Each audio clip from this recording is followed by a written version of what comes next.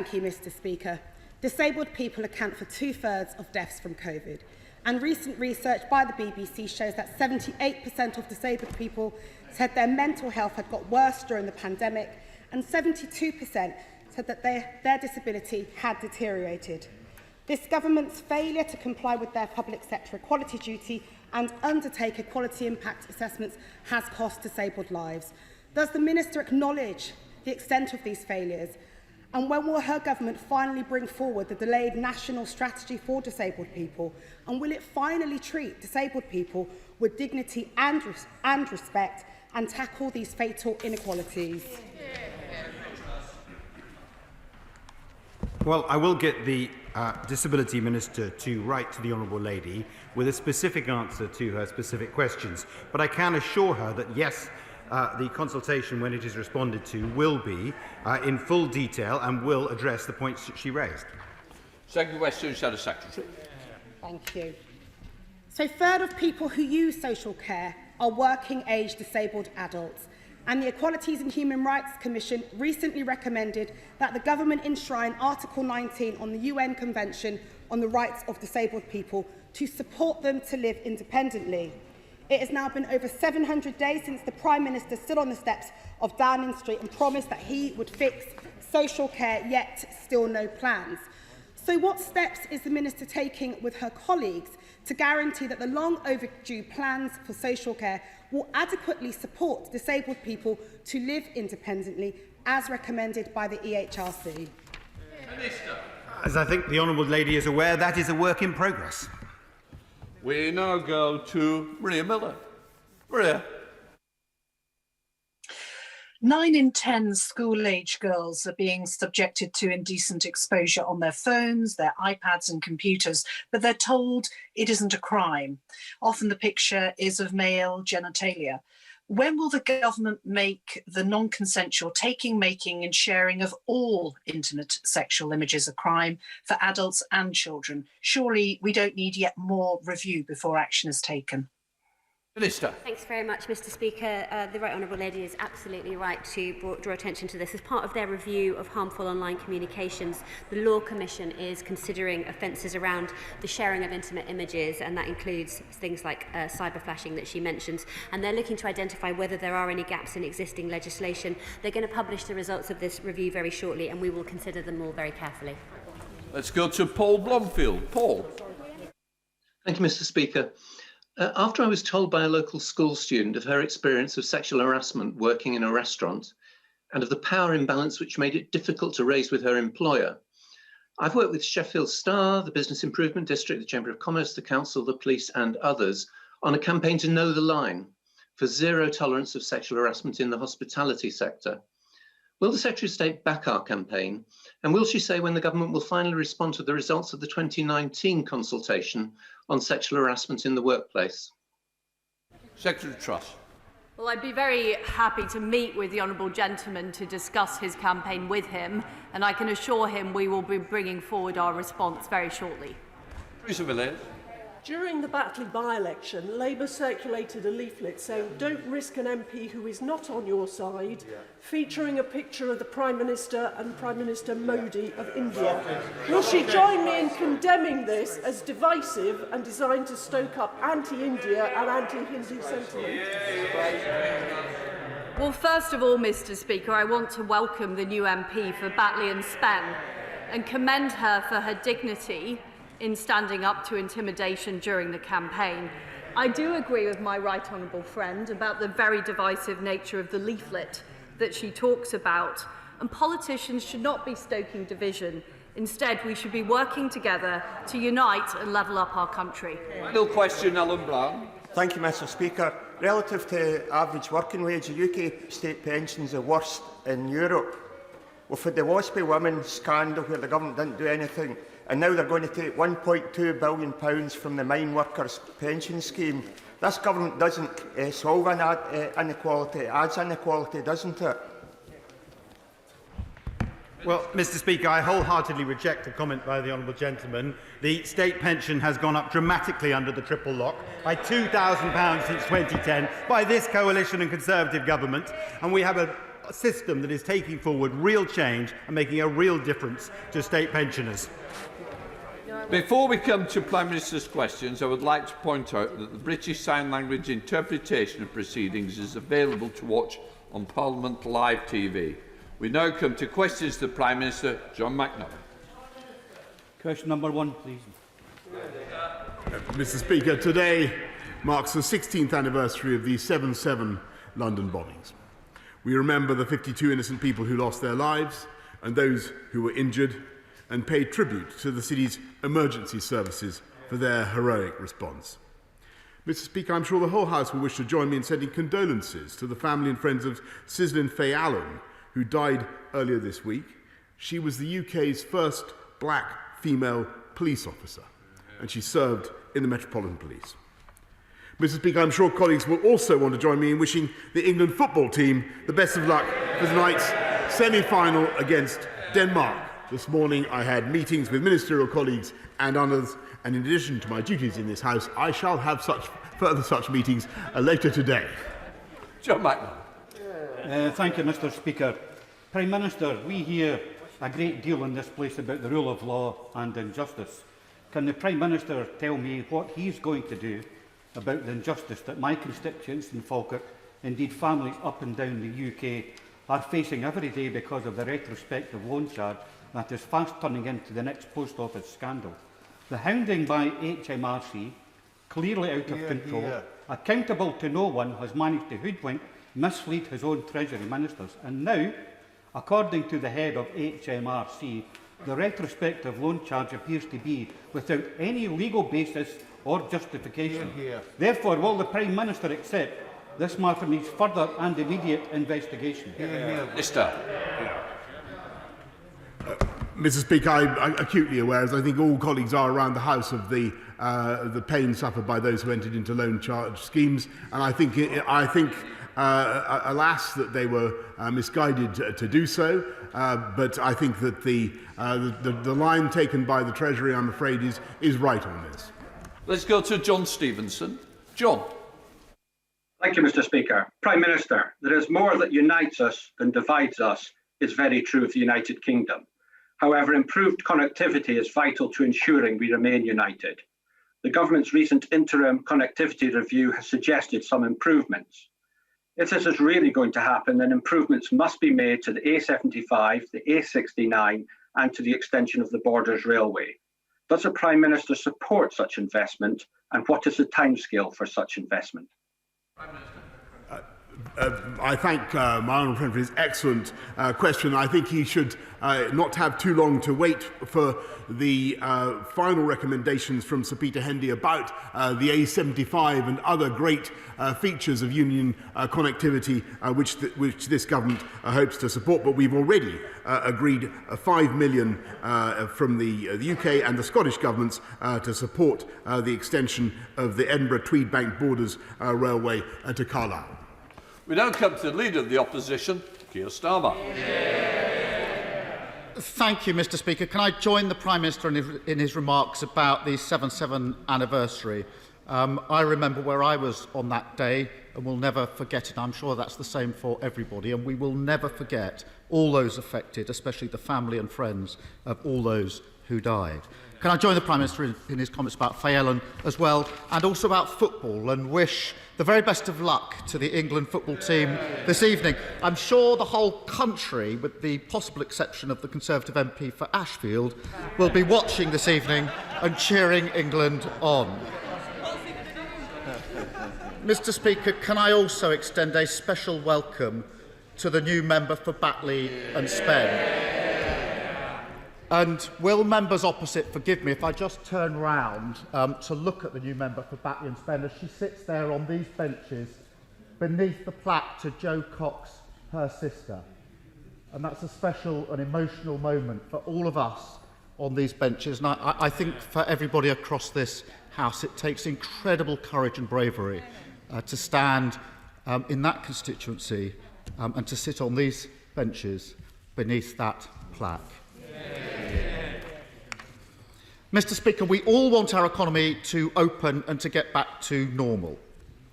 The question is whether we do it in a controlled way or a chaotic way.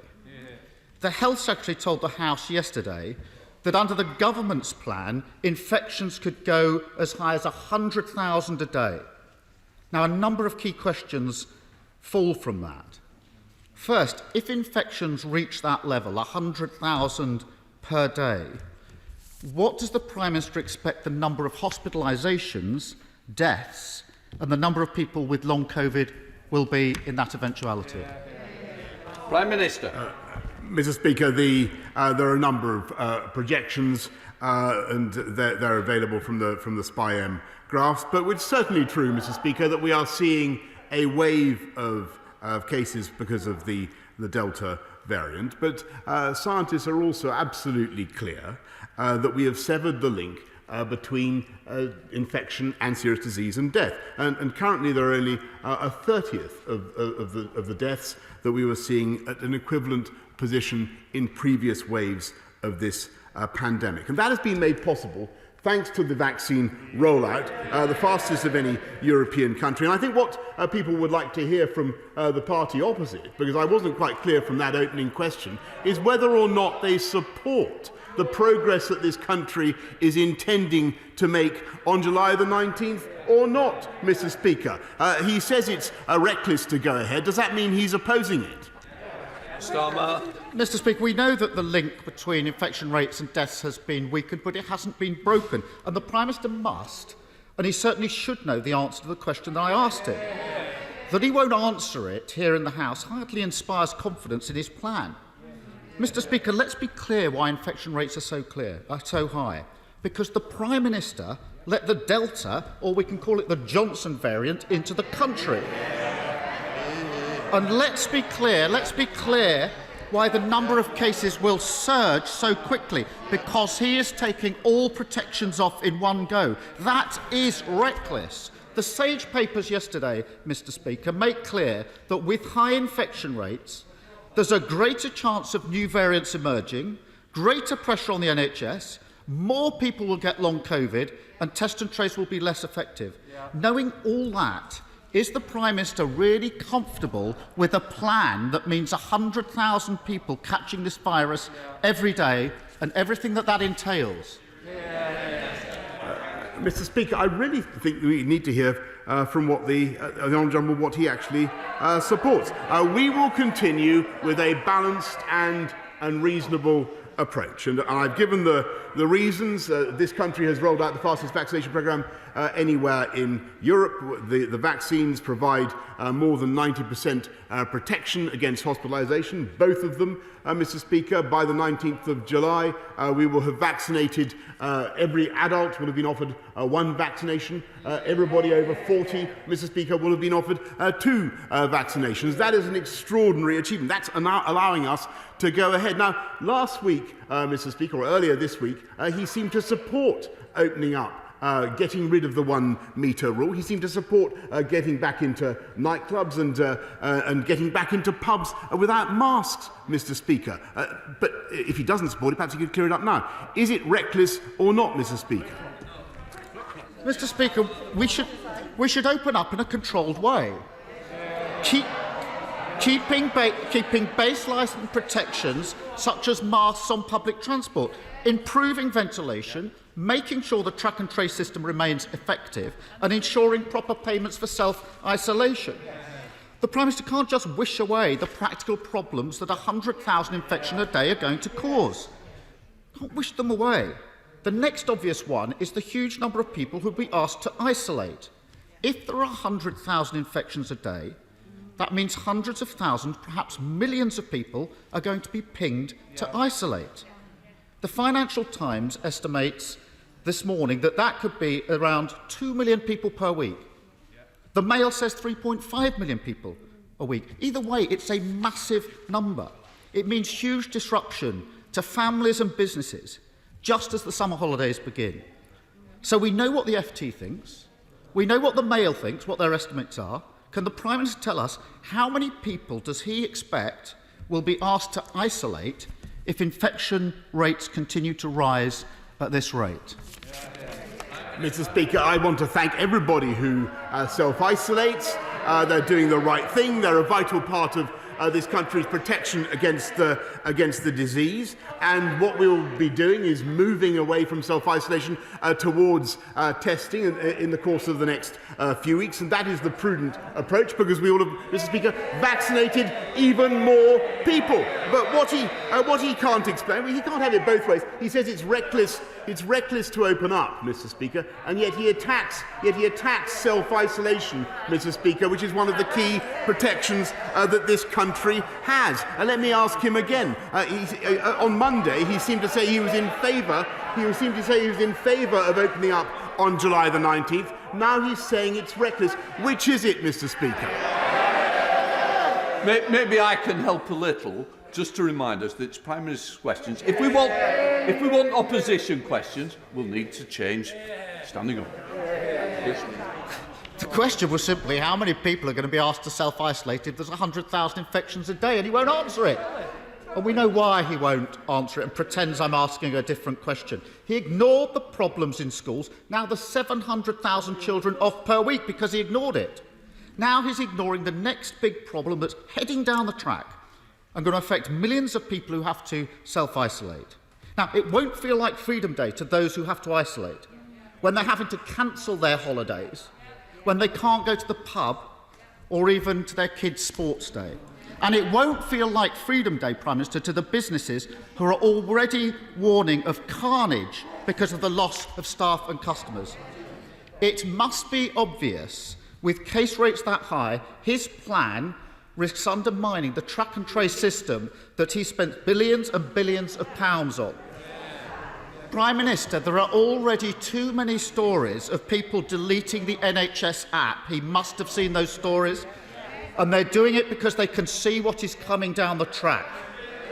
Now, of course, we don't support that, Mr. Speaker, but under his plan, it's entirely predictable. What is the Prime Minister going to do to stop people deleting the NHS track because they can see precisely what he can't see, which is millions of them are going to be pinged this summer to self-isolate? Mr. Speaker, of course, we're going to continue with the programme of self-isolation for long as that is necessary. I thank all those who are doing it. But of course, what we're also doing is moving to a system of testing rather than self-isolation, and we can do that. We can do that because of the massive rollout of the vaccine programme. And what I'm still not, I think about the fourth or fifth time, Mr. Speaker, it's still not clear whether he's actually in favour of this country moving forward to step 4 on the basis of the massive rollout of vaccine. And yes, of course, Mr. Speaker, this is unlike the law, where you can attack from lots of different positions at once. To oppose, you must have a credible and clear alternative. And I simply do not hear that. Is he in favour of us moving forward, yes or no? It's completely impossible to tell. Once again, it's Prime Minister's questions and the Prime Minister answers questions. Keir Starmer. If he stopped mumbling and listened, he'd have heard the answer the first time. We want to open in a controlled way and keep in line baseline protections that can keep down infections, like mandatory face masks on public transport. Now, we know that will protect people, reduce the speed of the virus and the spread of the virus, and it won't harm the economy. It's common sense. Why can't the Prime Minister see that? Prime Minister. Of course, Mr. Speaker, we can see that it's common sense for people in confined spaces to wear a face mask out of respect and courtesy to others, but such as on the tube. But what we're doing, Mr. Speaker, is cautiously, prudently moving from legal diktat to allowing people to take personal responsibility for their actions. And that is the right way forward, Mr. Speaker. And I must say that if really that is the only difference between us, if he supports absolutely everything else, so opening pubs, opening nightclubs, getting rid of the 1 metre rule, getting people back to work, and it's all about whether the difference between making face masks mandatory or advisory on the tube. If that is the only difference between us, Mr. Speaker, then that is good news. But I'd like to hear him clarify that. Starmer. Mr. Speaker, he agrees it's common sense because it protects the public, but he won't make it mandatory. It's ridiculous. It's clear what this is all about. He's lost a health secretary, he's lost a by-election, and he's getting flack from his own MPs. So he's doing what he always does, crashing over to the other side of the aisle, chasing headlines and coming up with a plan that hasn't been thought through. We all want restrictions lifted, we want our economy open, and we want to get back to normal. But we've been here too many times before. Isn't it the case that once again, instead of a careful, controlled approach, we're heading for a summer of chaos and confusion? Minister. No, Mr. Speaker, is the answer to that. These are difficult decisions. They need to be taken in a balanced way, and that's what we're doing. And throughout the pandemic, to do all these things, frankly, Mr. Speaker, takes a great deal of drive and it takes a great deal of leadership to get things done. And if we'd followed his advice, Mr. Speaker, if we'd followed his advice, we would still be in the European Medicines Agency, and we would never have rolled out the vaccines as fast. If we'd followed his advice, Mr. Speaker, we would never have got schools open again with all the damage to kids' education. And frankly, Mr. Speaker, if we listened to him, we would not now be proceeding cautiously, pragmatically, sensibly to reopen our society and our economy and give people back the chance to enjoy the freedoms they love. We're getting on with taking the tough decisions to take this country forward, Mr. Speaker. We vaccinate, they vacillate, we inoculate, Mr. Speaker, while they're invertebrate. Thank you, Mr. Speaker. Last week I visited Penketh South Primary School in Warrington to talk to Year 6 children about how we can generate cleaner energy in the future. Does the Prime Minister agree with me that as well as backing electric vehicle production in the North West, there's a great opportunity to shift towards low-carbon hydrogen by providing support for projects such as HyNet North West, which by 2030 will secure thousands of green jobs in the North West, as well as by cutting emissions to the same level as taking 4 million cars off the roads? Yes, Mr. Speaker, I believe that the North West, in addition to the rest of this country, can be a world leader, will be a world leader in hydrogen technology, and I think the HyNet project is an excellent example.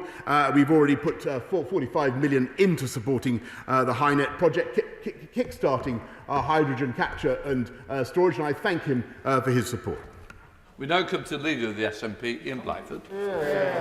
Thank you, Mr. Speaker, and can I wish England all the best for the football match tonight against Denmark, and I associate myself with the remarks of the Prime Minister on the tragedy of the bombing of 7/7 that we all remember so vividly. And also, Mr. Speaker, yesterday was the 33rd anniversary of the Piper Alpha disaster, where 167 people cruelly lost their lives, and our thoughts are very much with the friends and family that are still grieving over the terrors of that event. And finally, before I move on, this is also Srebrenica Memorial Week, and we should be remembering those that have suffered at genocide, whether that be in Bosnia, in the Holocaust, in Rwanda and many other places. And perhaps the Prime Minister will meet with me to discuss how we can help the Srebrenica charity here in the UK. Mr. Speaker, this week the Tory government introduced its so-called Electoral Integrity Bill. In reality, the bill is designed to do anything but increase the integrity of our elections. It is a solution in desperate search of a problem that simply does not exist. What the bill will do is to impose for the first time Trumpian voter ID laws in the UK. The Electoral Reform Society says it could lead to voter disenfranchisement on an industrial scale. Disenfranchising people from working class communities, BME communities and others already marginalised in society, creating barriers to vote. Prime Minister, why is this Tory government trying to rob people of their democratic right to vote? Mr. Speaker, what we're trying to protect is the democratic right of people to have a one-person, one-vote system. And I'm afraid that I have personal experience. I remember vividly what used to go on in Tower Hamlets. And I think it is important that we move to some sort of voter ID, and plenty of other countries have it. And I think it's eminently sensible, and people, I think, will be reassured that their votes matter. And that's what this bill is about. Goodness gracious, Prime Minister, come on. There were 34 allegations of impersonation in 2019. This is a problem that does not exist.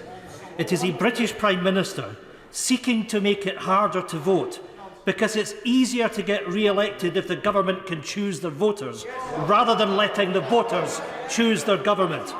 Mr. Speaker, 3.5 million people in the United Kingdom do not have a form of photo ID. 11 million people do not have a passport or driver's licence. These millions of people will be directly impacted by seeing their right to vote curtailed. And it's not just the opposition saying this. Members of the Prime Minister's own party have called his plans an illogical and illiberal solution to a non-existent problem. Mr. Speaker, will the Prime Minister withdraw these vote-rigging proposals immediately, or he will continue down the path of being a tin pot dictator? Right. Well, Mr. Speaker, look, I think he's making a bit of a mountain out of a molehill, if I may respectfully suggest. Councils will be under an obligation to provide free photo ID to anybody who wants it, and I do think it reasonable to protect the public in our elections from the idea of voter fraud. Nobody wants to see it. No, and by the way, I don't think that elections in this country should be in any way clouded or contaminated by the suspicion of voter fraud, and that's what we're trying to prevent. Murray. Thank you very much, Mr. Speaker, and I was pleased to see my right honourable friend in Cornwall for a very successful G7 summit. Whilst I know he didn't manage to get to South East Cornwall, I can assure him that Looe is a very beautiful coastal town. The problem is Looe floods regularly. Will my right honourable friend speak to government departments to get this sorted? Through my honourable friend, just thank again the people of Cornwall, South East Cornwall, everybody of Cornwall. It was a wonderful hospitality that the G7 had, and I assure her that I'm aware of the problem of the flooding in Looe, and I can tell her that my right honourable friend, the Environment Secretary, has met Cornwall Council to discuss the matter, and we will do everything we can to sort it out. You'll have me. Thank you, Mr. Speaker. I'd like to add my voice on behalf of the Albion Party to the comments about 7/7.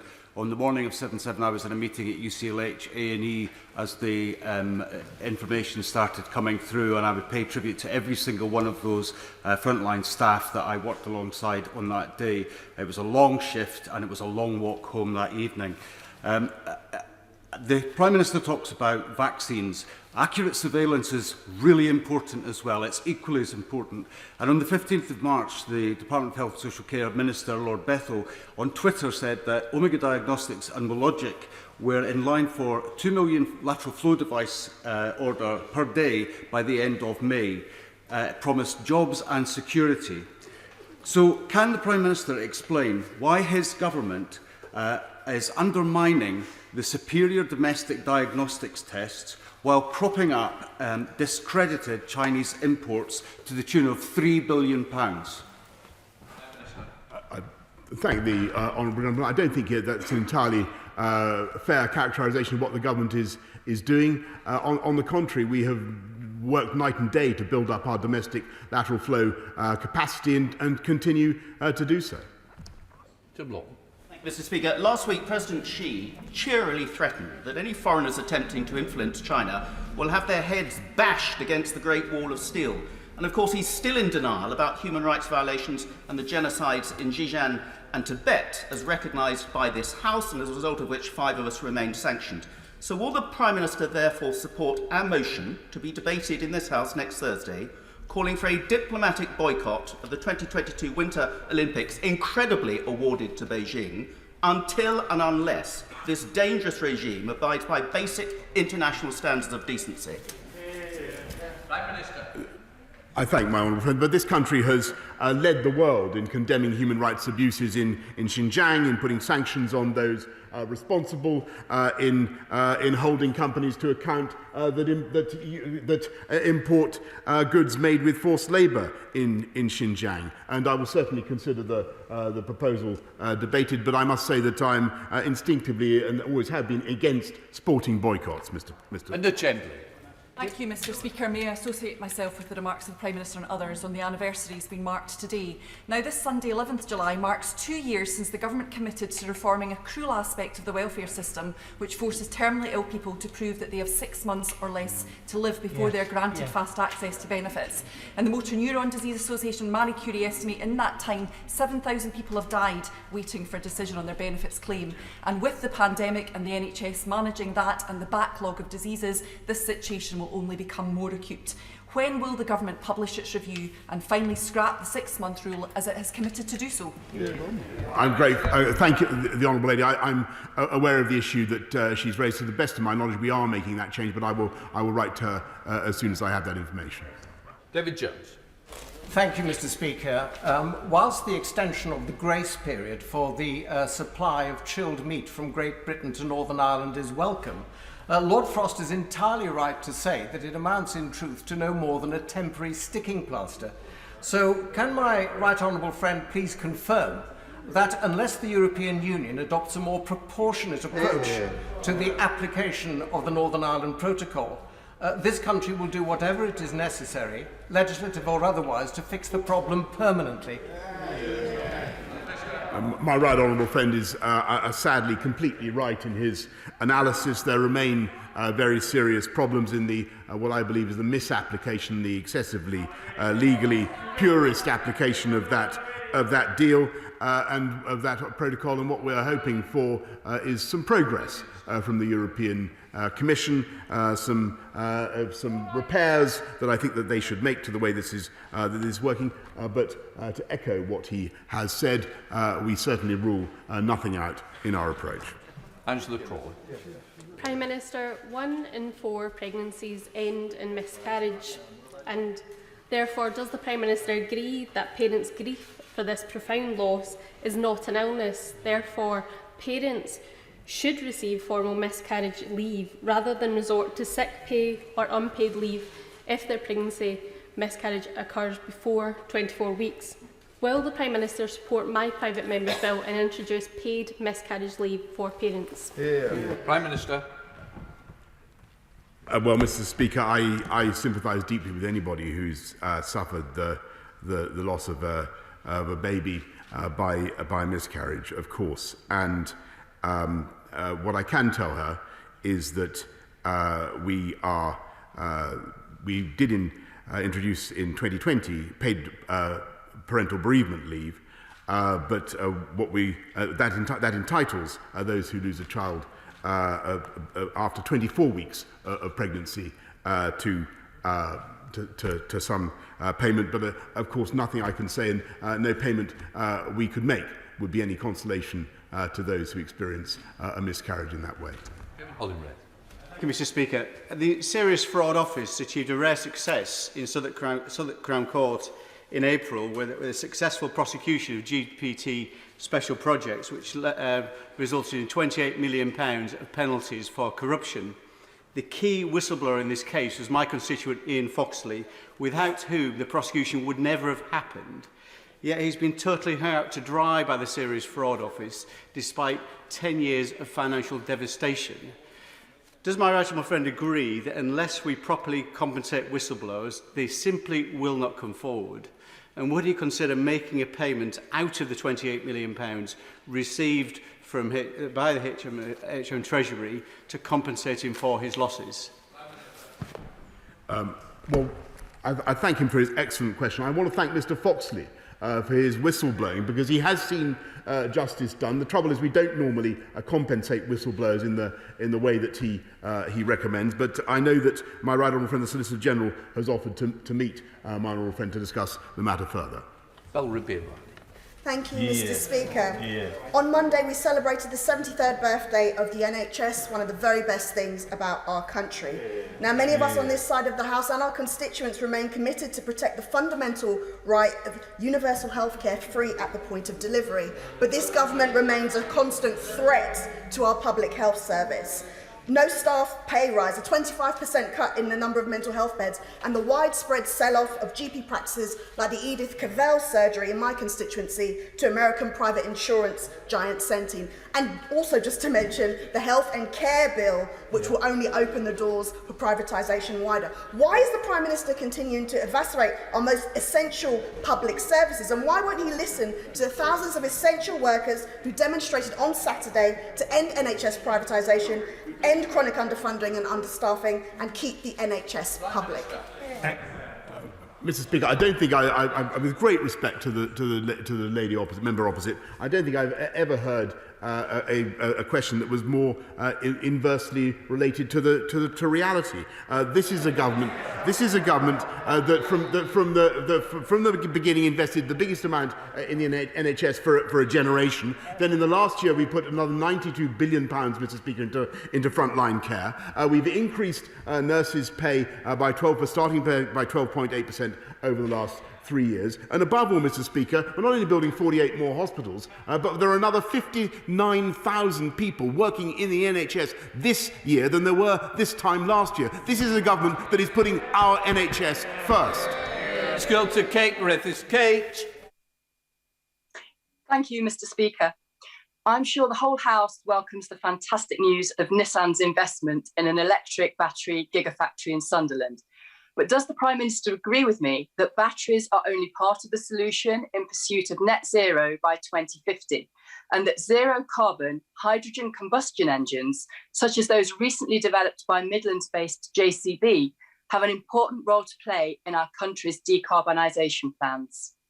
Minister. My honourable friend is completely right, because the investments that we're seeing just in the last week or so, the Sunderland investment by Nissan, the gigafactory in Sunderland, what Stellantis are doing at Ellesmere Port, these are tremendously exciting for battery-powered vehicles. It's fantastic, but we must not forget hydrogen, Mr. Speaker. As I said in an earlier answer, we want this country to be a world leader in hydrogen technology as well. Thank you, Mr. Speaker. I know the Prime Minister is aware of the fatal and serious accidents road accidents that have taken place on St Albans Road and Redbourne Road in my constituency. Could the Prime Minister advise the House and advise me on what more the government is doing to improve road safety, not just in the case of fatal accidents, but often where there are serious accidents or near misses, because this is an issue that's of growing concern to many of my constituents and I believe to many across the country. I thank my honourable friend, and he's right to raise this. Although those who've been killed or seriously injured on the roads has been coming down over a long period of time, it is vital that we invest in this. We put another £100 million through the Safer Roads Fund to invest in 50 of the most dangerous stretches on A roads, and I also draw his attention to the Think campaign, which can play a huge role in reducing deaths and serious injuries on our roads.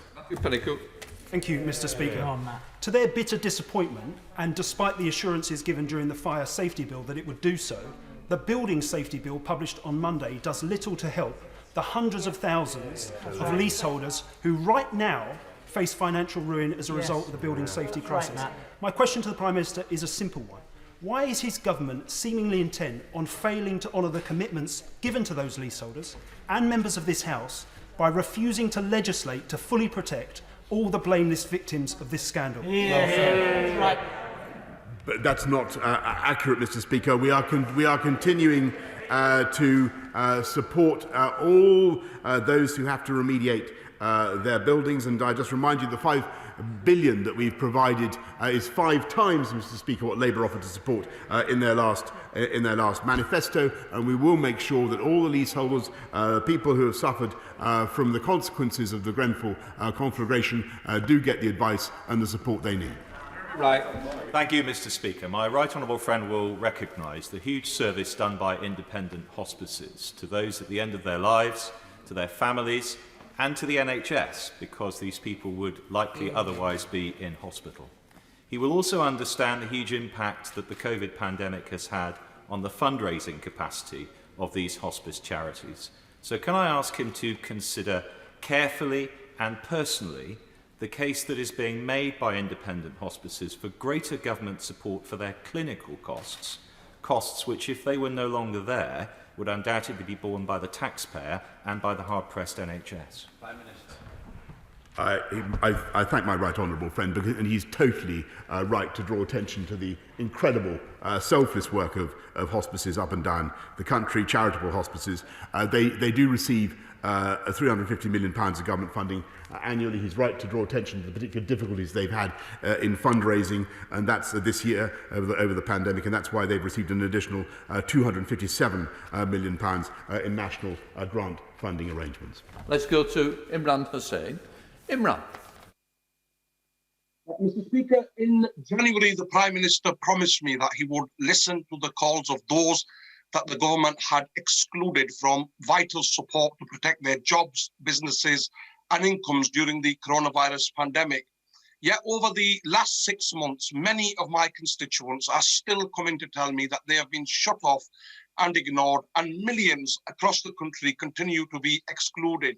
So I have to ask the Prime Minister, why did he give those who have been excluded false hope instead of the support they desperately needed? Minister. Mr. Speaker, I thank the honourable gentleman. Of course, I know how tough it has been for millions of people up and down the country. I know how tough it has been for business. But that's why this government put in an extraordinary £407 billion to support jobs and livelihoods across the country throughout the pandemic. And the single most important thing we can do now for the individuals, for the families that he represents and that he's rightly talking about today, is to help our country to get back on its feet by cautiously opening up in the way that we are on July the 19th, if we can take that step, which I very much hope that we will. I hope that it may command the support, if not of the Leader of the Opposition, then at least of him.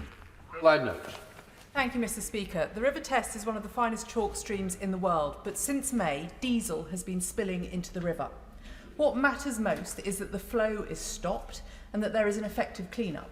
But there are many agencies involved, which has made a coordinated response challenging. Please will my right honourable friend make sure the Environment Agency, Natural England, Southern Water, local authorities and DEFRA are all involved to solve this environmental catastrophe together? I thank my right honourable friend. She's completely right. All those bodies are involved, but the lead agency is the Environment Agency. I know that they're in touch with her, and I must say I have a very high regard for them and for their work.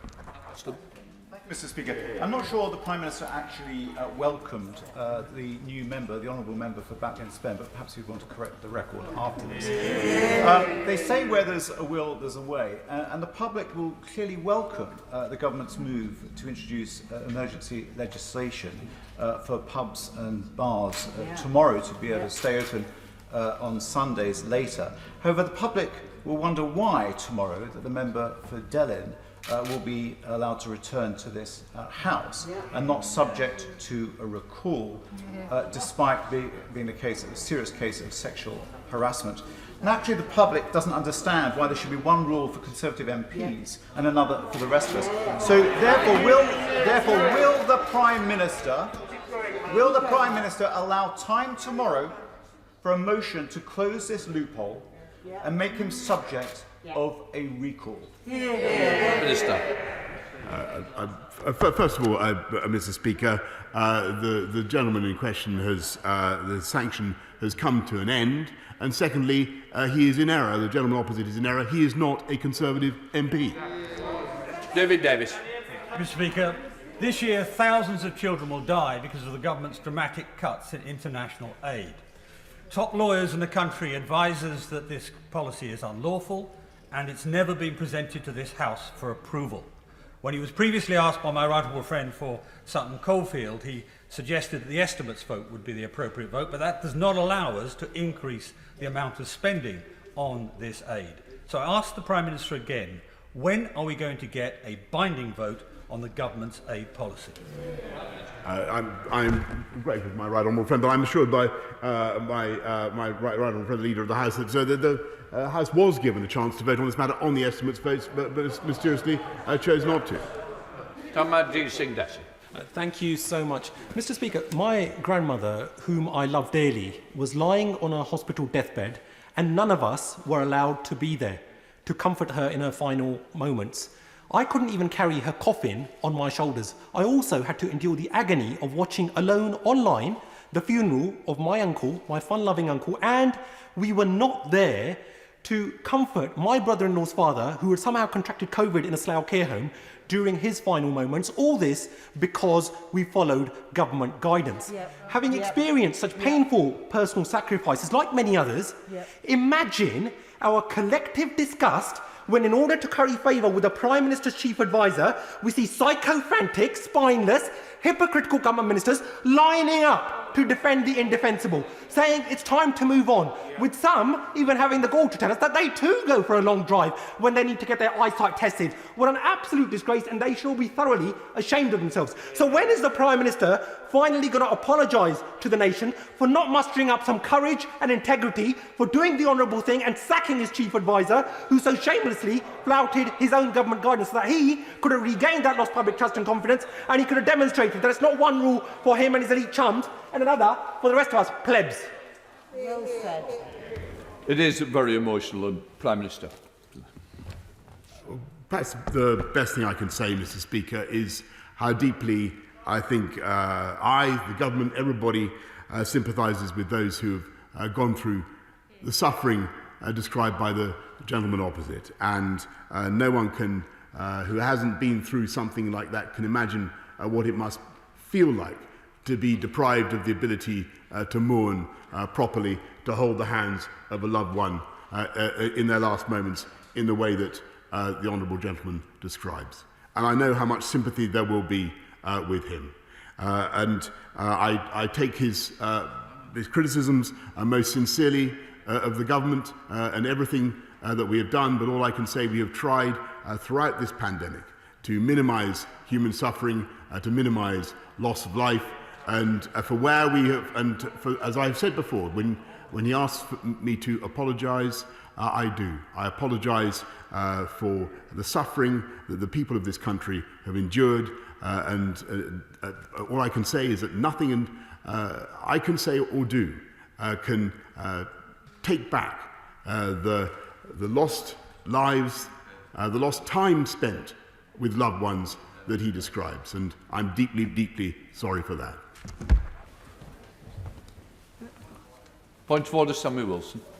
Speaker, on the 23rd of June, my colleague for Lagan Valley asked the Prime Minister whether Article 6 of the Act of Union 1800 had been impliedly repealed when the protocol was approved, the Northern Ireland Protocol was approved by the House of Commons.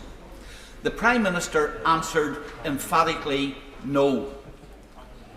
Last Thursday in the High Court, responding to a case made by the government's lawyers that the Northern Ireland Protocol was not in conflict with the Act of Union because Article 6, which guaranteed equal trade across the United Kingdom, had been impliedly repealed when the Withdrawal Act was passed through the House of Commons.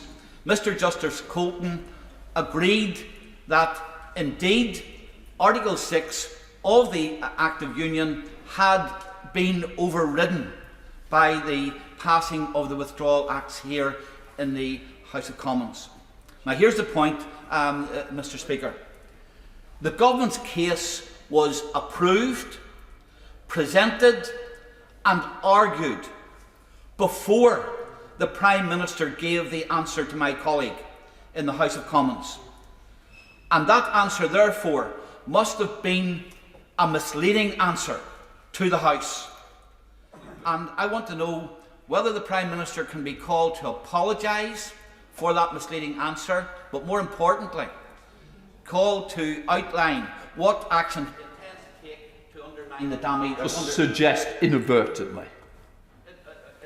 Inadvertently misled the House And so I would like to know, can the Prime Minister be called to apologise for inadvertently misleading the House? And secondly, outline what steps he intends to take to undo the damage which the change in the Act of Union has caused constitutionally and economically to Northern Ireland. Can I first say I'm grateful to the Honourable Member for giving me notice of his point of order. The Honourable Member raises the issue of legal interpretation, which are not a matter for the Chair. He will know too that the Speaker is not responsible for Ministers' answers. The Prime Minister and the Minister will have heard the Honourable Gentleman's comments.